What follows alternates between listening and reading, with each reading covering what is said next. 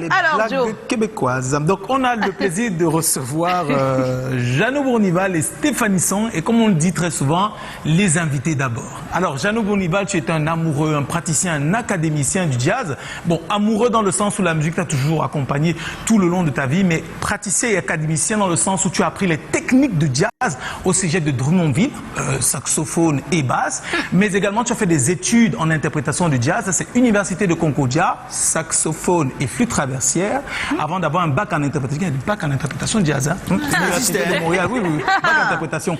Mais après tout ça, au-delà de ton talent et de ta passion, tu as fait absolument tout ce qu'il est possible de faire quand on aime et qu'on maîtrise les instruments de musique.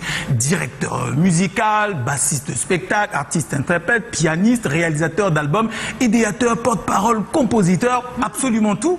Et très souvent, tu travailles au cœur du studio Pantouf. C'est dans le studio Pantouf que Stéphanie Song enregistre. On est en juillet 2022, quelques chansons de son EP. Et puis Stéphanie, pour faire le lien avec toi, tu chantes depuis toujours. Si on remonte à 95 au Cameroun, tu as 9 ans, tu chantes dans les kermesses, tu interprètes des groupes Makoma. Des années plus tard, tu es choriste, Petit Pays, Bendeka, tu accompagnes des artistes. Et en 2014, tu immigres pour le Canada et la musique te suit là-bas puisque tu participes à des compétitions comme le concours Francophonie.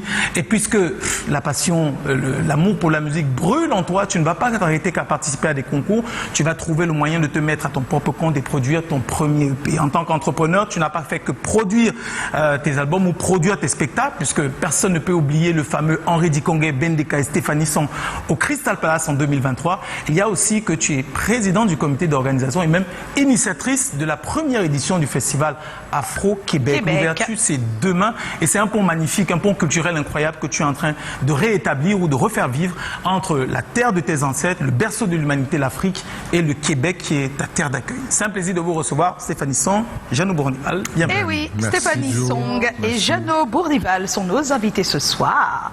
Ils vont nous dire un grand bonsoir tout à l'heure après ces images.